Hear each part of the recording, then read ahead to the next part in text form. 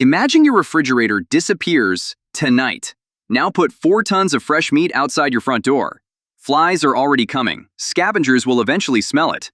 Every hour that passes makes more of it useless. At one ancient lake in Germany, Neanderthals created that exact problem repeatedly for over 2,000 years. The remains of more than 70 elephants have been found there. Many were deliberately hunted and systematically butchered. This wasn't chance. It happened too often to be an accident. To understand why this is so surprising, you first have to understand the animal they chose to hunt. A straight-tusked elephant. Nearly 10 tons of muscle, bone, and fat. Strong enough to kill a person with a single strike. Bringing one down would have posed an enormous challenge.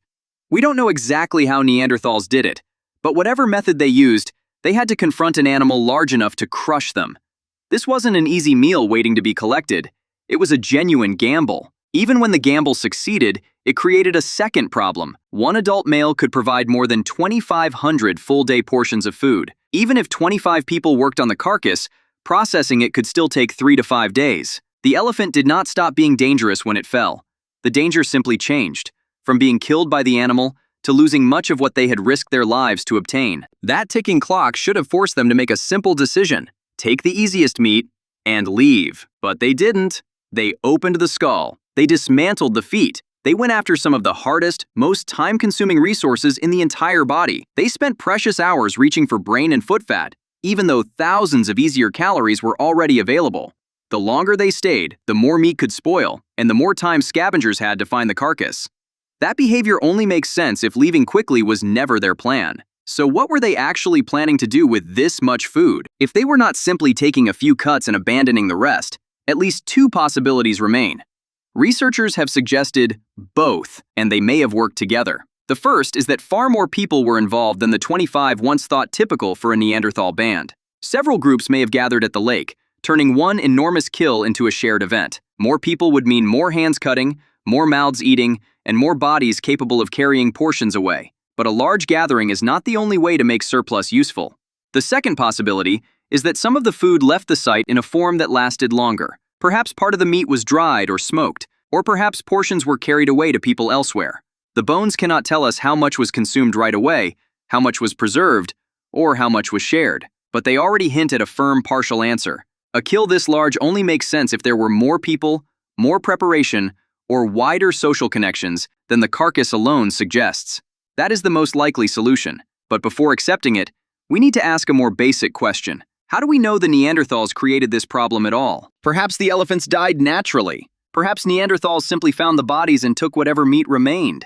For these animals, scavenging would have been the easiest explanation. But marks on the bones told a different story. Carnivores leave tooth punctures, gnawing, and crushed bone edges. Stone tools leave narrow cuts in predictable places, around joints, muscles, and tendons. Researchers mapped these marks across the skeletons of dozens of elephants. The pattern showed that Neanderthals had interacted with the carcasses. It revealed who reached them first, how thoroughly they worked, and which parts of the body they deliberately targeted. Scavenger damage is rare. The Neanderthals removed the easy meat, and then continued working. They opened access to the brain. They dismantled feet for fat. They stripped resources that required considerable time and effort to reach. That matters because casual scavengers would have had little reason to remain after the easiest food was gone. But these people did stay, even with spoilage and competing animals against them. The obvious story was that Neanderthals took a few useful cuts and abandoned the rest. The bones show the opposite: repeated intensive processing. That could have been dismissed as the unusual behavior of one group, except the same pattern did not remain confined to just one place. Similar exploitation of elephants appears at other nearby sites. This was not one lucky kill, one exceptional group, or one brief experiment. It was a practice that continued for at least 2,500 years. By this point, the carcasses already suggest planning and cooperation. But another clue expanded the story beyond the kill site. It came from the elephant's teeth.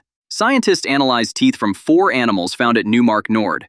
Some had traveled through distant regions, up to roughly 300 kilometers away, before reaching this lake landscape. The teeth cannot tell us how Neanderthals found them. They do not prove that hunters followed individual elephants across those distances, but they show that the animals being exploited at this lake did not all belong to one tiny, isolated local area. At least some had come from much farther away. So the 4-ton problem was part of a landscape larger than the carcass, larger than the lake, and probably larger than one small group. Now the pieces begin to connect. A group willing to risk a genuinely dangerous hunt, a carcass that required days of labor, people remaining after the easiest meat had already been removed, hard-to-reach resources extracted while spoilage and scavengers were closing in, some elephants arriving from distant regions, and Neanderthals returning to this landscape and exploiting elephants across many generations. None of those facts tells us exactly where every portion went, but together they suggest what must have been going on around the kill. Coordination. People cutting while others carried portions away. Tools being maintained and replaced. Decisions about food that nobody beside the carcass could eat immediately. Perhaps more groups were approaching. Perhaps portions were leaving. Whatever the exact arrangement, the plan had to extend beyond the hungry people in that moment. The carcass was enormous, but the organization around it had to be even larger. That doesn't fit the old image of tiny, isolated bands barely surviving from one meal to the next. The evidence from elephants cannot reveal every detail of Neanderthal society, but it makes that old picture harder to defend. This was not merely a successful hunt, it was a social and logistical operation, one that began before the elephant fell and continued long after the first cuts were made. We still do not know exactly who ate every portion, how much was preserved, or where all of it went. But we do know what happened was not panic, luck, or careless waste. A 4-ton kill only made sense inside a system larger than the people visible beside the carcass. More people, more preparation, wider connections. Or, most likely, a combination of all three. That is the answer the bones can support. The real discovery is not simply that Neanderthals could kill an elephant, it is that they could make an elephant this large worth hunting. The elephant was never too big. Our picture of them was just too small.